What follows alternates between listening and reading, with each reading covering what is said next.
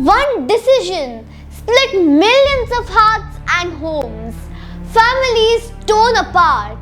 Friends became strangers and a land was divided forever. This is the story of the partition of India. But more importantly, this is a story of what we all must learn even today. Imagine waking up one morning and being told this is no longer your home. Your neighbor is now a stranger. Your city now belongs to another country. This wasn't just a history. This was real. And it happened to millions in 1947. But why? Why did India get divided? What really happened behind this painful decision? And what lessons does it hold for us today, tomorrow and always? Stay with me as we uncover the truth, the pain and the power of unity in one of the most important chapters of our past, the partition of India. Before 1947, India was one land, rich in culture, full of life and home to people from many religions and communities. Hindus, Muslims, Sikh, Christians and others lived together not just as neighbors but as friends. They celebrated festivals together, shared stories and food and dreamt of a free, united India. Why was then one country suddenly broken into two? Beneath this harmony, the country was still under British rule. It was the result of years of fear, tension and growing differences fueled by politics, mistrust and pain. Under British rule, people had already suffered for decades through unfair laws, taxes and a system that kept Indians divided. As India began fighting for freedom, questions started to rise. Who will lead the country after independence? Will every community be treated equally? Will one religion dominate the other? Some Muslim leaders, especially the All India Muslim League, believed Muslims needed their own nation to feel safe and protected. This led to the demand for a separate country called Pakistan. At the same time, many freedom fighters wanted a united India where everyone could live together peacefully. But the growing fear, violence in some areas and rising pressure made things worse. In 1947, the British decided to leave and in a hurry, they agreed to divide the country into two parts, India and Pakistan. But no one was truly prepared for what came next. Because India's independence was not a gift.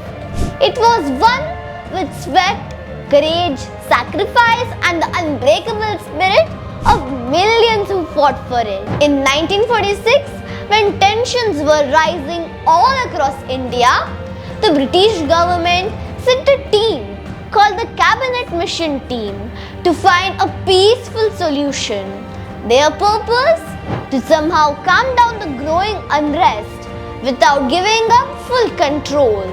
The proposal they brought offered a united India, but still hold on to control. Provinces would be grouped into three sections. Group A, Hindu majority provinces. Group B and C, Muslim majority provinces with more autonomy. The idea was that India would remain one nation, but each group would run its own affairs on certain matters like religion and culture, while coming together on issues like foreign affairs, defense and communication. On paper, it looked like a compromise, but in reality, it only deepened the divide.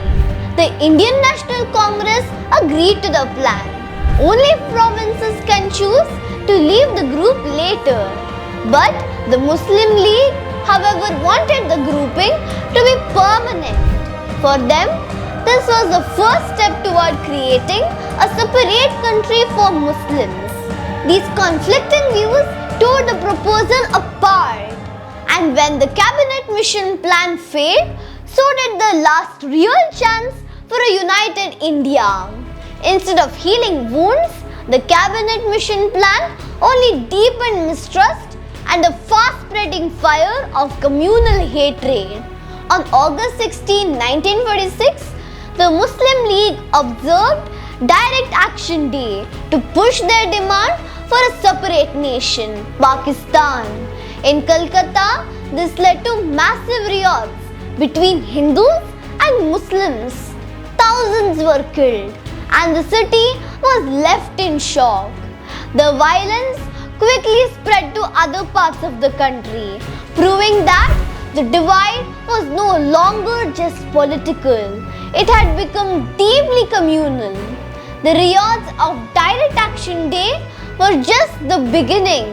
In the months that followed, communal violence flared across the country, especially in Bengal, Bihar, Punjab, and the Northwest.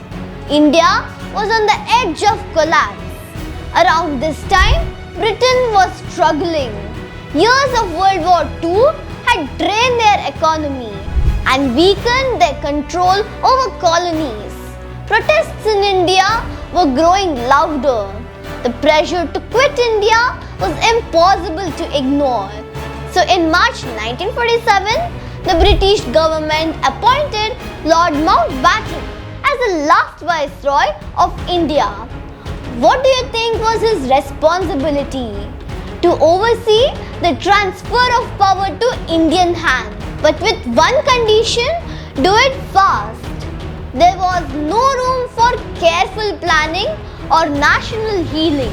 The timeline was rushed and decisions were made in haste, with consequences that would affect millions. When Lord Mountbatten arrived in March 1947, he brought a bold plan. He proposed dividing the country into two separate nations, India and Pakistan. To speed up the process, he moved the date of independence forward by nearly a year, from June 1948 to August 15, 1947. This sudden change left very little time for careful preparation. With partition decided, the task of drawing the new borders were handed to a British lawyer, Sir Cyril Radcliffe, a man who had never been to India before. He barely knew the land, the culture, or the people he was asked to divide, and was given just 5 weeks to decide who would belong where. His line, later called the Radcliffe Line, split provinces, villages, and even homes. A hurried sketch on a map ended up changing the lives of over 14 million people. But how did it come to this? Who were the minds and the motives behind this tragic divide? Partition wasn't the decision of one man. It was the outcome of years of tension, conflicting ideologies, and deep-rooted fears.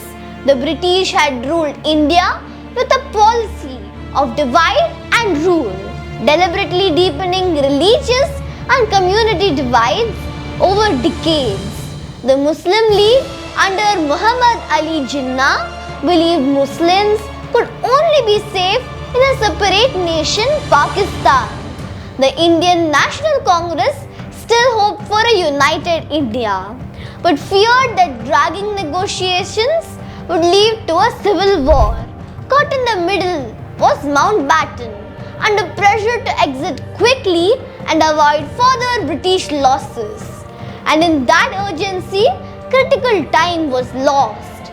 Though Mahatma Gandhi and Jawaharlal Nehru remained deeply committed to a united India, some historians believe that Gandhiji staying silent during critical moments and Nehru's urgency for political resolution may have unknowingly played a part in the division. History isn't just about dates, it's about decisions, and the partition of India reminds us that every decision made in fear or haste can echo in generations. More than 75 years have passed since partition. The nations were formed, the borders were drawn, and the pages of history turned. But clinging to the same old mindset only holds back progress. It's time to let go of the past, not to forget, but to rise above it.